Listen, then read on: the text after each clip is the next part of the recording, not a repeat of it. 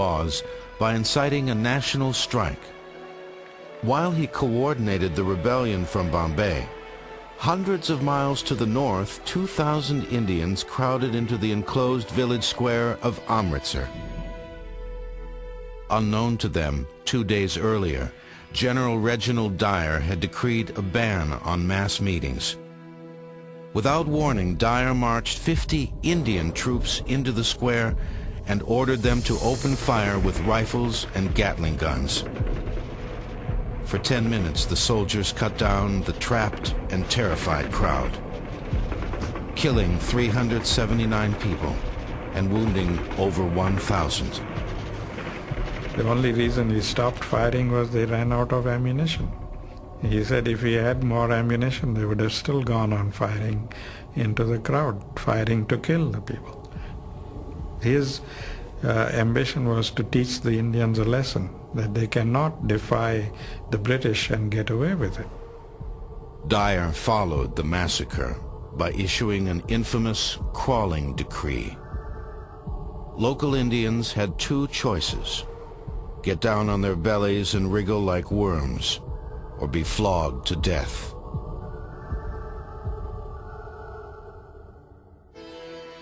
Enraged Indians screamed for vengeance. With a population advantage of 4,000 to 1, they could have executed the white foreigners in a matter of days.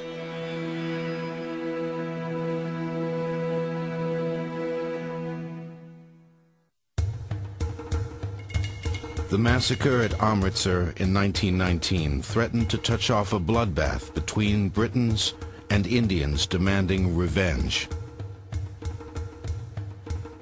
Gandhi stepped in and he said, no, we cannot be to the British what General Dyer has been to us. We have to show them that we can rise beyond that kind of hate. He never allowed anybody to consider the British to be enemies. He said they are not our enemies. They are our friends, and they need to be liberated as much as we need to be liberated.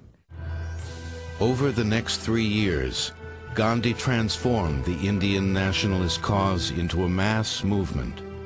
He built upon the outrage generated by Amritsar to unify Hindu and Muslim, laborer and merchant, and he won the enduring affection of ordinary Indians by becoming one of them, embracing the same simple clothes, scant food, and meager comforts as the poorest of the poor.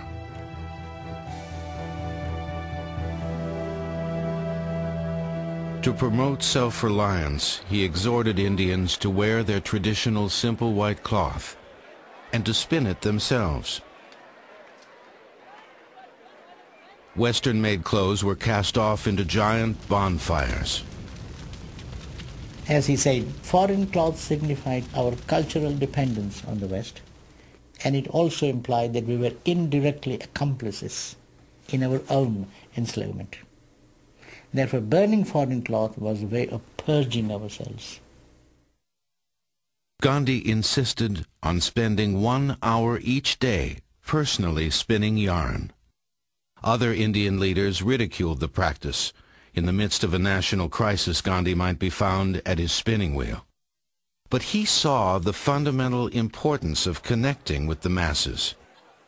His unique stature as the champion of all Indians kept him the unquestioned leader of India for a quarter century. While inciting open revolt with one hand, with the other, he had to prevent his followers from succumbing to the allure of bloodshed. Many times he called off campaigns when they threatened to become violent, angering friends and colleagues.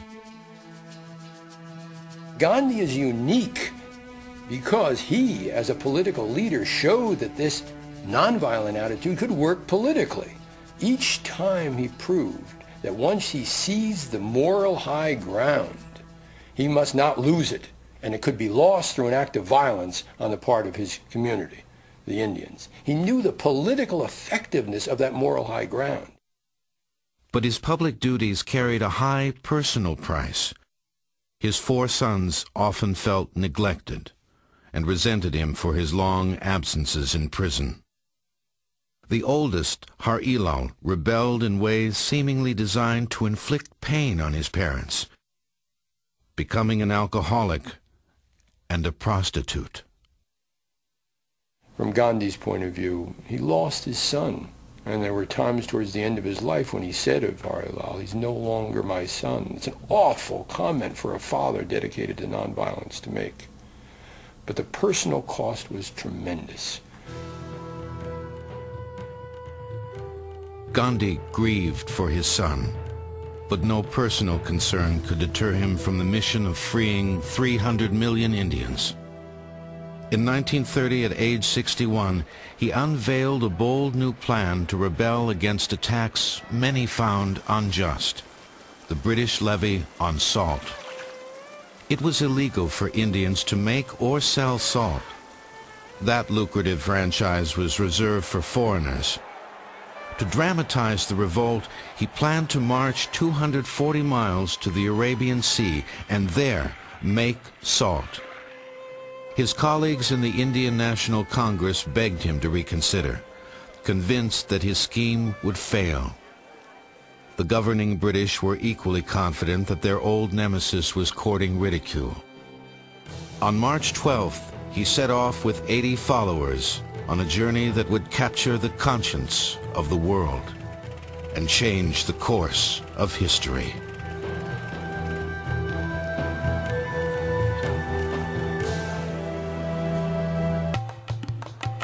Gandhi's 1930 Salt March covered just 10 miles a day, allowing interest to build and giving foreign reporters time to come to India and cover the spectacle firsthand.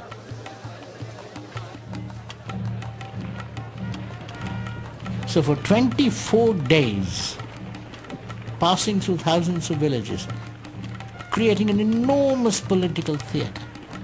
And as soon as the news spread, not only the whole of India was emotionally and intellectually engaged, but the whole world. Large number of American news reporters said, "This is incredible."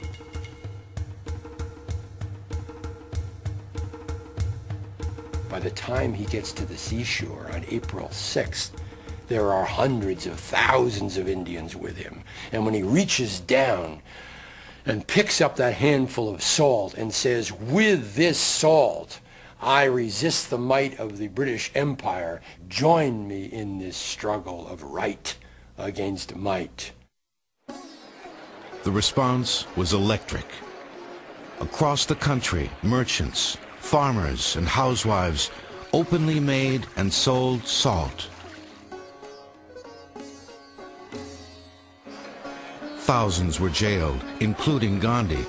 Police brutally clubbed protesters, further enraging and unifying the Indian people. Gandhi knew that nonviolent resistance requires its followers to show their courage, thus appealing to the best in human nature. He had taught Indians to rebel against their oppressors and against themselves.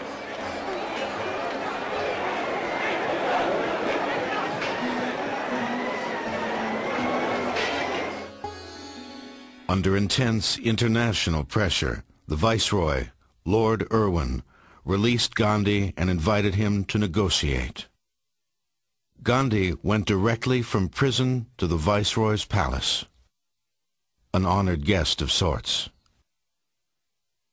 So they gave him a glass of warm water, which is what he had asked for, and he put it down on the table and quietly took out something from his loincloth. And the curious Viceroy said, "What is it?" He said, "Your Excellency, don't tell this to anybody. It is the salt that I have illegally manufactured." He quietly put it in water, stirred it, and drank it.